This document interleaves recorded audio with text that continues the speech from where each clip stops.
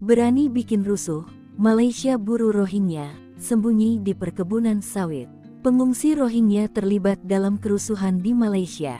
Bahkan ratusan pengungsi Rohingya kabur dari tempat penahanan di Malaysia. Polisi Malaysia baru berhasil menangkap kembali 41 pengungsi Rohingya yang kabur dari pusat penahanan pada Kamis tanggal 1 Februari tahun 2024 malam waktu setempat. Diberitakan sebelumnya, sebanyak 115 pengungsi Rohingya dan 16 orang lainnya semuanya laki-laki membuat kerusuhan di gedung penahanan.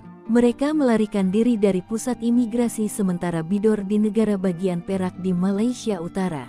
Dilansir serambinews.com, Kepala Polisi Perak Muhammad Yusri Hasan Basri pada Minggu, tanggal 4 Februari tahun 2024 mengatakan, ke-41 pria Rohingya tersebut telah ditangkap. Mereka ditemukan di sebuah perkebunan kelapa sawit dan di hutan di sekitar kota Tapah dan Bidor. Kami yakin masih banyak lagi yang bersembunyi di hutan, ujarnya.